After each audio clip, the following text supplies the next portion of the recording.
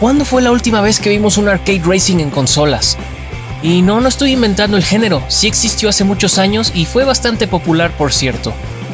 Onrush, del estudio Codemasters, quiere revivir este estilo de juego y alejarse un poquito del tradicional simulador como lo son Forza o Gran Turismo. Veamos si vale la pena esto. Voy a saltarme la historia porque de plano en Onrush no existe ninguna. Solamente hay carreras, carreras y más carreras con el fin de divertirse. Bueno, de hecho usar el término carreras es un poco incorrecto porque aquí no compites por ser el primer lugar, sino que compites por algunos otros objetivos. Voy a explicar un poquito esto, porque Onrush no es lo más tradicional del mundo. Es un juego de equipo, tenemos dos bandos con ciertos vehículos y competimos por ciertos objetivos dependiendo del modo de juego, y existen 4. Overdrive es el más tradicional, aquí simplemente tenemos que tener un puntaje mayor al del otro equipo. ¿Cómo lo hacemos? Usando nuestro boost. Sí, el juego nos incita a la velocidad. Después está Lockdown. Este es un King of the Hill. Simplemente tenemos que controlar la zona. Tenemos más vehículos de un equipo, capturamos el punto. Simple, pero divertido. Después está Countdown. Aquí competimos por un contador de tiempo que va bajando y podemos subir si cruzamos por las zonas angostas del mapa. Y por último está Switch. Este es un modo tipo Survival, donde tenemos un cierto número de vidas. Destrozamos a la competencia, les quitamos todas las vidas y ganamos. Y bueno, ¿a todo esto les funcionó la fórmula? Pues me alegro decir que sí. Onrush es bastante divertido por donde lo veamos. Todos los modos de juego son un poquito diferentes como para querer probarlos todos, y el caos y la adrenalina se sienten en todas las pistas. Y claro, todo es mejor con amigos. Podemos jugar offline o en línea. Lamentablemente no tuve muchas oportunidades para jugar en línea porque todavía no hay mucha gente jugándolo, pero no tuve problemas de lag ni desconexiones. Podemos jugar en una playa soleada a mediodía o en una montaña helada al atardecer. Sí, podemos escoger el tiempo del día y hasta la estación del año en las pistas y todas lucen increíbles. En lo personal prefiero las de noche.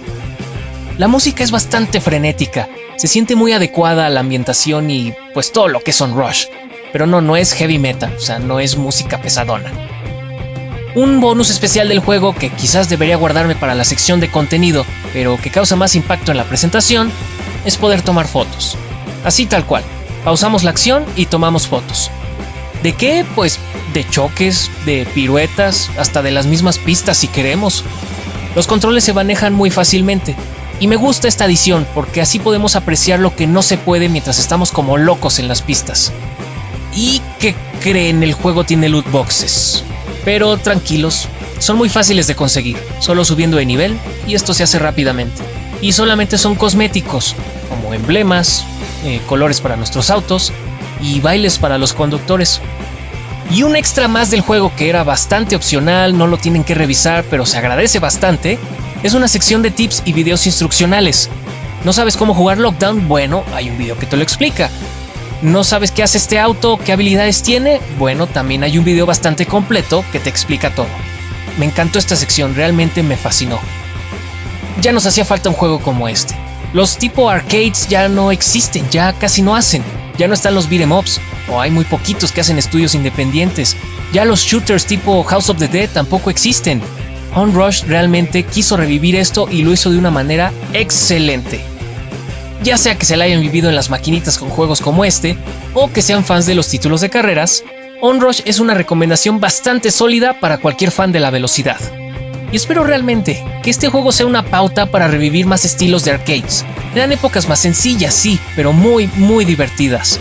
La complejidad de los videojuegos de hoy se puede hacer a un lado por un momento y traer más juegos como este a nuestras casas. Como siempre, los invito a leer la reseña completa en nuestra página oficial. Es mucho más completa que la del video, ¿eh? También los invito a checar el canal de YouTube, donde subimos las noticias más relevantes de cada semana del mundo del cine y los videojuegos. Y ahora que se viene el E3, denos un like o una suscripción para estar al tanto de la cobertura completa. Yo soy Axel, y recuerden, Enter the Zone, Enter the VG Zone. ¡Nos vemos!